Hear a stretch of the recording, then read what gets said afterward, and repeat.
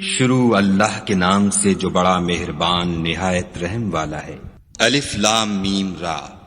اے محمد صلی اللہ علیہ وآلہ وسلم، یہ کتاب الہی کی آیتیں ہیں اور جو تمہارے پروردگار کی طرف سے تم پر نازل ہوا ہے حق ہے، لیکن اکثر لوگ ایمان نہیں لاتے۔ خدا وہی تو ہے جس نے ستونوں کے بغیر آسمان جیسا کہ تم دیکھتے ہو اتنے اونچے بنائے، پھر عرش پر جا ٹھہرا اور سورج اور چاند کو کام میں لگا دیا، ہر ایک میعاد معین تک گردش کر رہا ہے۔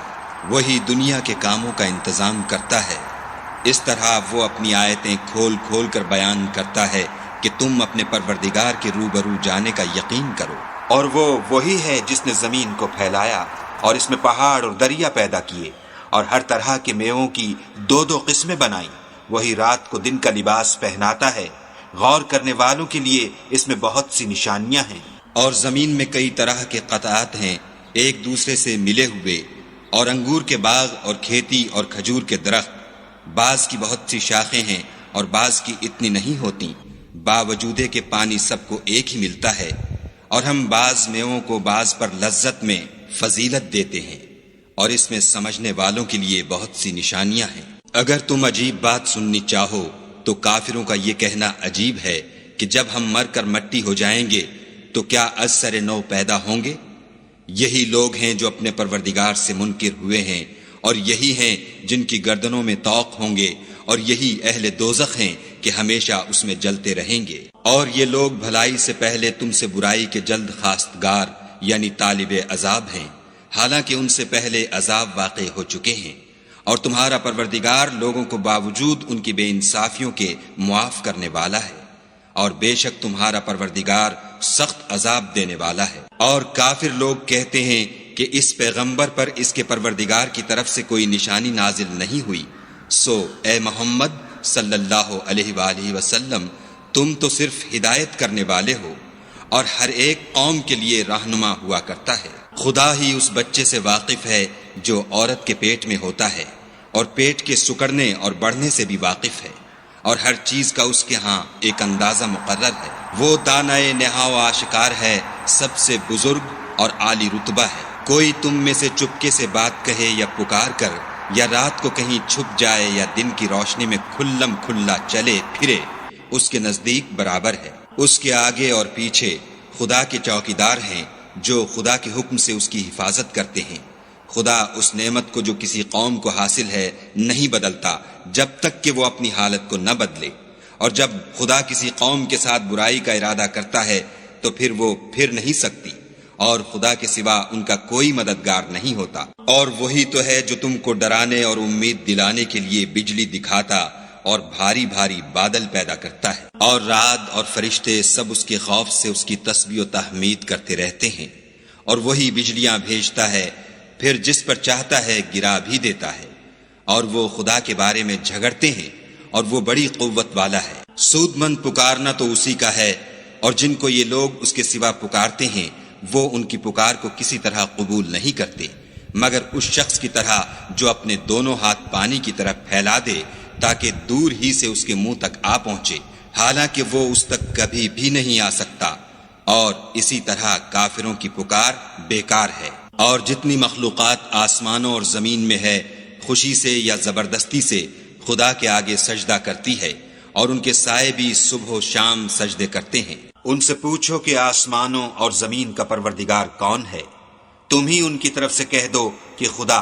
پھر ان سے کہو کہ تم نے خدا کو چھوڑ کر ایسے لوگوں کو کیوں کارساز بنایا ہے جو خود اپنے نفع و نقصان کا بھی اختیار نہیں رکھتے؟ یہ بھی پوچھو کیا اندھا اور آنکھوں والا برابر ہے، یا اندھیرا اور اجالا برابر ہو سکتا ہے؟ بھلا ان لوگوں نے جن کو خدا کا شریک مقرر کیا ہے، کیا انہوں نے خدا کی سی مخلوقات پیدا کی ہے جس کے سبب ان کو مخلوقات مشتبہ ہو گئی ہے؟ کہہ دو کہ خدا ہی ہر چیز کا پیدا کرنے والا ہے، اور وہ یکتا اور زبردست ہے۔ اسی نے آسمان سے میں برسایا، پھر اس سے اپنے اپنے اندازے کے مطابق نالے بہہ نکلے، پھر نالے پر پھولا ہوا جھاگ آ گیا۔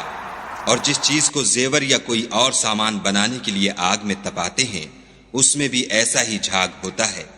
اس طرح خدا حق اور باطل کی مثال بیان فرماتا ہے۔ سو جھاگ تو سوکھ کر زائل ہو جاتا ہے، اور پانی جو لوگوں کو فائدہ پہنچاتا ہے وہ زمین میں ٹھہرا رہتا ہے۔ اس طرح خدا صحیح اور غلط کی مثالیں بیان فرماتا ہے تاکہ تم سمجھو۔ جن لوگوں نے خدا کے حکم کو قبول کیا ان کی حالت بہت بہتر ہوگی، اور جنہوں نے اس کو قبول نہ کیا، اگر روئے زمین کے سب خزانے ان کے اختیار میں ہوں تو وہ سب کے سب اور ان کے ساتھ اتنے ہی اور نجات کے بدلے میں صرف کر ڈالیں، مگر نجات کہاں؟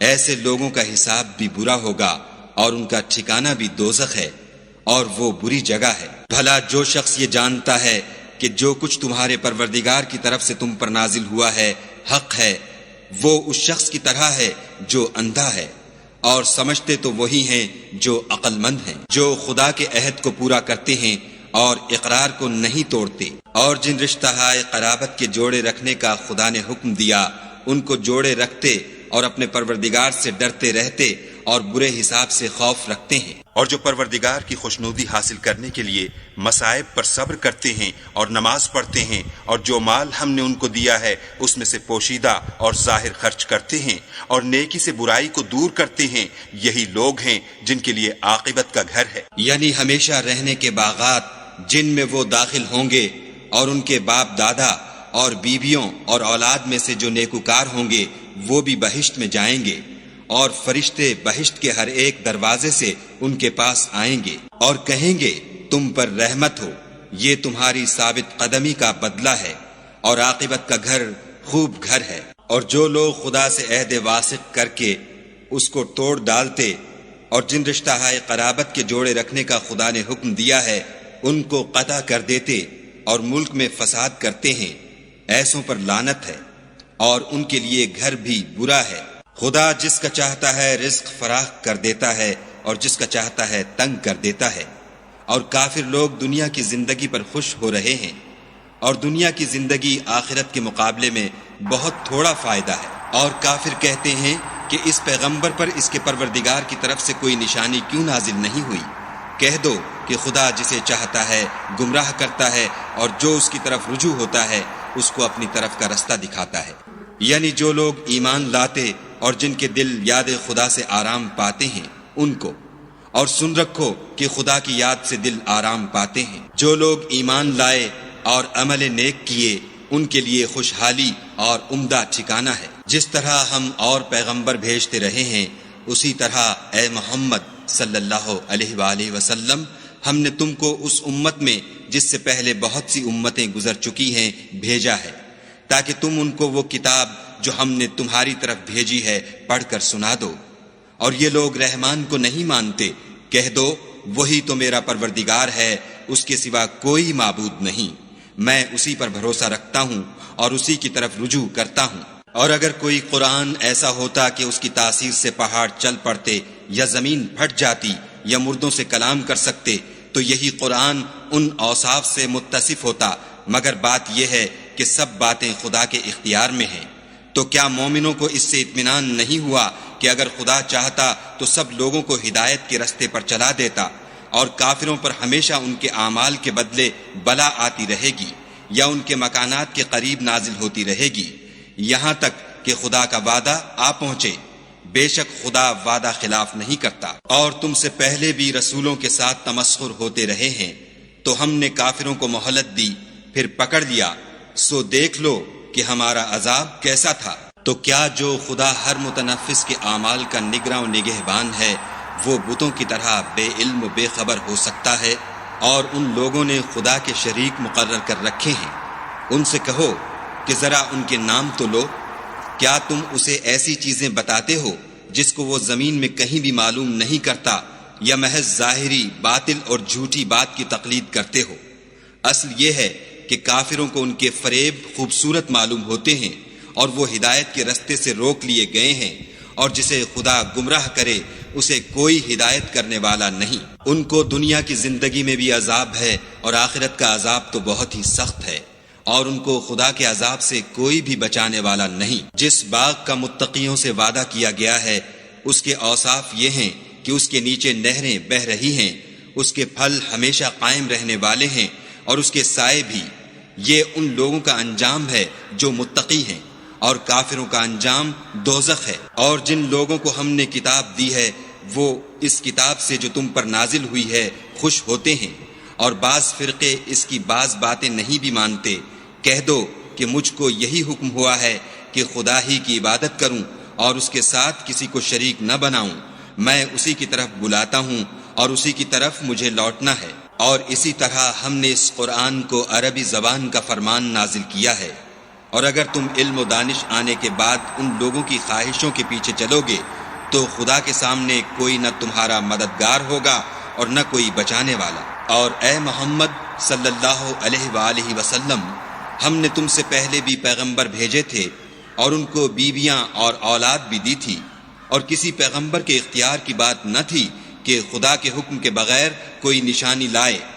ہر حکم قضا کتاب میں مرقوم ہے۔ خدا جس کو چاہتا ہے مٹا دیتا ہے اور جس کو چاہتا ہے قائم رکھتا ہے، اور اسی کے پاس اصل کتاب ہے۔ اور اگر ہم کوئی عذاب جس کا ان لوگوں سے وعدہ کرتے ہیں تمہیں دکھائیں، یعنی تمہارے روبرو ان پر نازل کریں، یا تمہاری مدت حیات پوری کر دیں، یعنی تمہارے انتقال کے بعد عذاب بھیجیں، تو تمہارا کام ہمارے احکام کا پہنچا دینا ہے اور ہمارا کام حساب لینا ہے۔ کیا انہوں نے نہیں دیکھا کہ ہم زمین کو اس کے کناروں سے گھٹاتے چلے آتے ہیں، اور خدا جیسا چاہتا ہے حکم کرتا ہے، کوئی اس کے حکم کا رد کرنے والا نہیں، اور وہ جلد حساب لینے والا ہے۔